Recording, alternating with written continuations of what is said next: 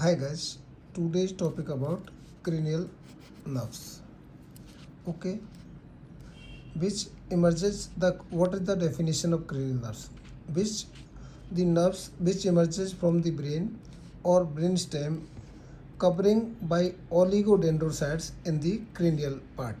Only cranial part is covered by the oligodendrocytes and peripheral part covered by the Schwann cells. So you have to remember this.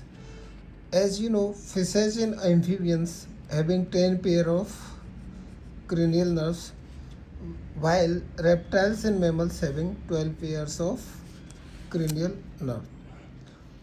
As from front to backward, you can see first nerve is olfactory, that is for smell. Second nerve is optic for the vision. Third nerve is oculomotor, that is extraocular muscles plus except superior oblique and lateral rectus. You know, superior oblique supply by trochlear nerve and lateral rectus supply by the sixth nerve, abduction nerve. Trochlear nerve is superior. Trochlear nerve motor to superior oblique extraocular muscle. Trigeminal nerve is for the facial sensation, for pain, temperature, touch. It's mixed nerve. Abducent is supplying the extraocular muscle. Lateral rectus 6. Facial cranial nerve, it is for the facial expression. Vestibulocochlear nerve for balance and hearing. Glossopharyngeal supply the pharynx, posterior part of the taste part, that is posterior part of the tongue. Vagal, the longest nerve, only cranial nerve which is going below the neck. You have to remember this MCQ. Which nerve going below the neck is vagal. Accessory, which is 11th nerve, which supply the palate, pharynx, trapezius and sternocleidomastoid muscle. And last nerve is hypoglossal nerve, is 12th nerve, which motor to the tongue movements. Now some special point about cranial nerves. Cranial 0 or 13 is same. This is terminal nerve and it is also called nervus terminalis. It's not found in the human being, it's found in the lower animals. It is vestigial in the human, but in lower mammals it is found rostral to olfactory pathway, or it is primitive in nature. Cranial nerve 14, we can say 14 nerve is nervus terminalis, the facial nerve having one bundle of small nerve. This is facial, this is small bundle of nerve, that is nervus intermedius. This is sensory in nature. So this part of facial nerve, nervus intermedius, is called cranial nerve 14. This is just for MCQs. But if somebody asks you question MCQ, then we are having cranial 12 only. Okay, it is not. This is two special points about cranial nerves. Types of cranial nerve according to the sensation is sensory 1 to 8, motor is 3, 4, 6, 11 and 12 nerve, and mixed nerve is 5, 7 and 9, 10th nerve. So this classification for me, and most of it's not very broad classification. So now new classification, best classification is the cranial nerves divided into efferent, mainly motor in function, afferent, mainly sensory in function. Afferent again divided in the visceral part and somatic part. Visceral again divided into general, somatic, special, visceral, or efferent divided somatic, general somatic and special somatic. Afferent again visceral, general visceral, special visceral. Afferent again somatic, general somatic or special somatic. So according to this is general visceral efferents. Mnemonic is GB. Special visceral efferent. General somatic efferent. This special somatic efferent, there is no cranial nerve in this region because there is no special somatic efferent which going through brain to the organ. Okay, so this column is not exist. Special somatic efferent doesn't exist. Now afferent is visceral, again divided into general and spatial. General visceral afferent, spatial visceral afferent, general somatic afferent, or spatial visceral somatic.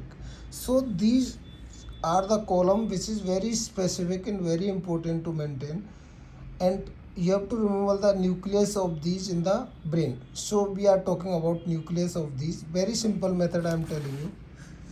Now this. Now we are talking about, this is the diagram: midbrain having some nucleus, pons having some nucleus, and medulla having some nucleus. So the general visceral efferent, now efferent and afferent. Now efferent, general visceral afferent, mainly general visceral efferent are mainly in parasympathetic nature. It means it regulate the secretions, okay, of the body. So Edinger-Westphal nucleus is parasympathetic in nature. So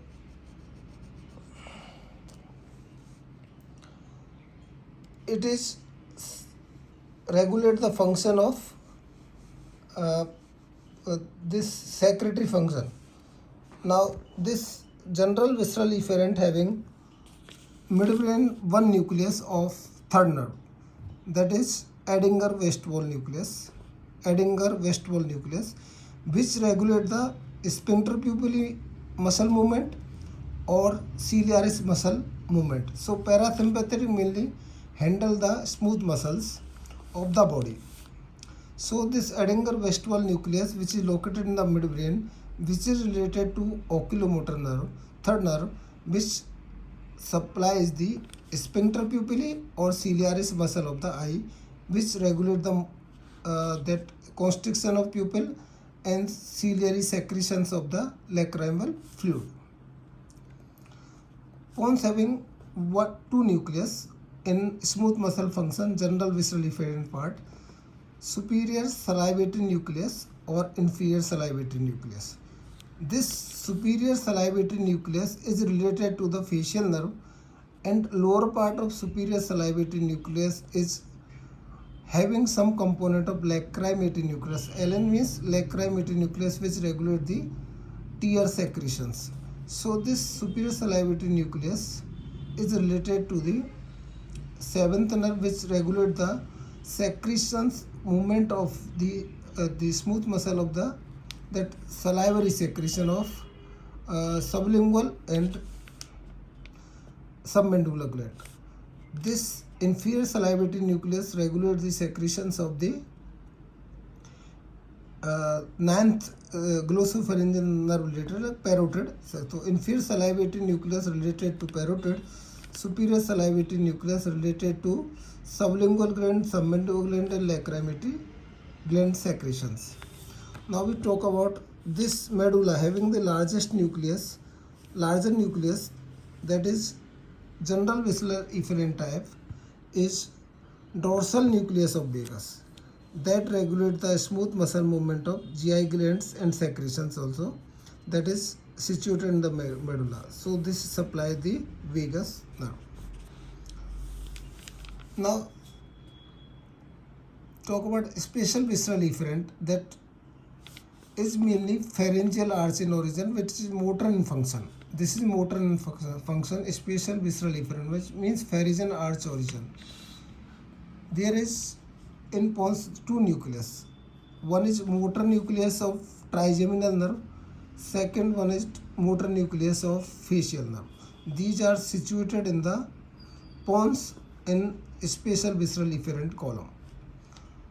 So this regulate the facial expression, okay, and this motor nucleus having the motor function of trigeminal nucleus management.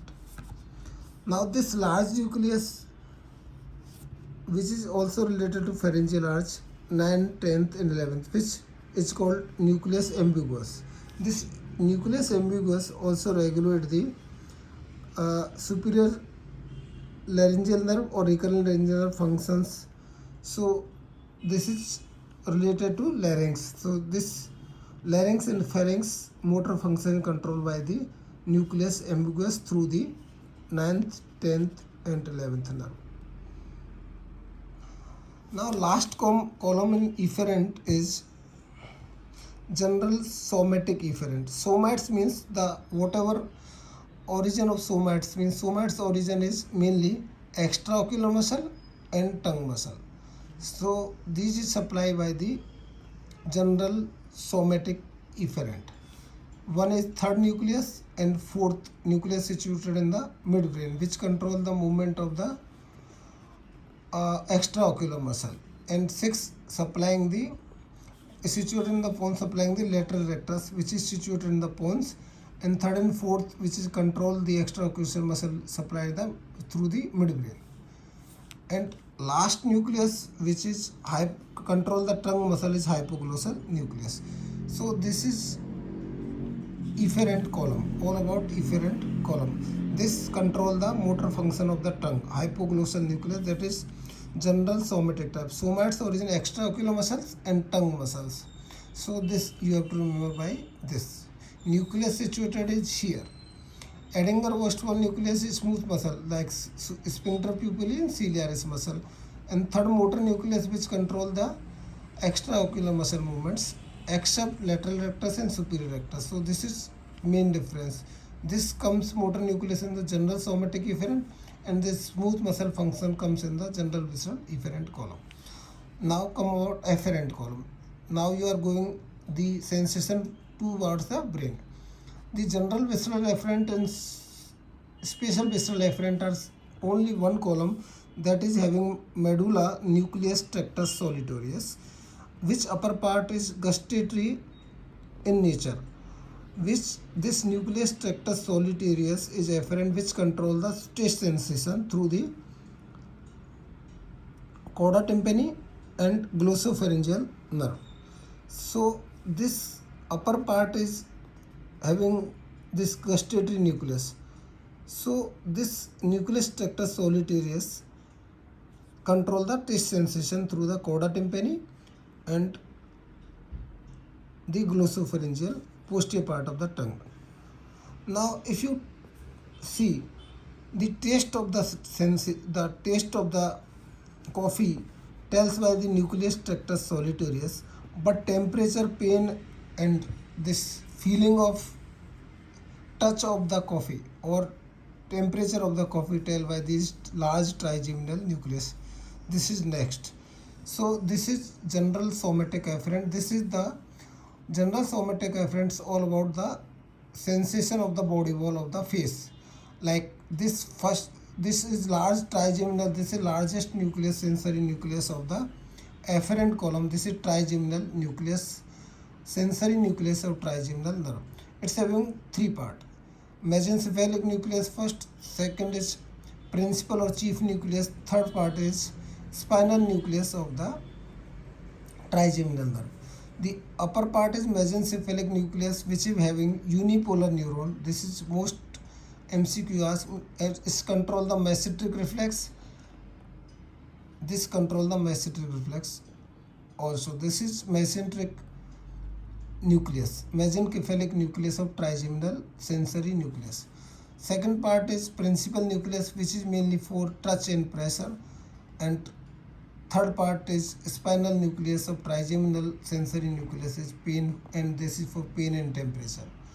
Now spatial somatic afferent is 1, 2, 3. That nucleus only situated is vestibulocochlear. This pontomedullary junction is 8th nucleus of sensory nucleus of the 8th nerve. For balance and hearing, vestibulocochlear nucleus situated in the pontomedullary junction. This is the pons and medulla. So this is pontomedullary junction, pons. So this is about this. Now first, olfactory and optic nerve, which is directly expansion of the brain. That's why it is not here in the midbrain. It's arise from the diencephalon. So this 1 and 2 having different special somatic afferent function. So this is very important. You don't have to remember this. This is the chart for orientation. So you can see. I will put it again in photograph so that you can remember by this. So this is very important.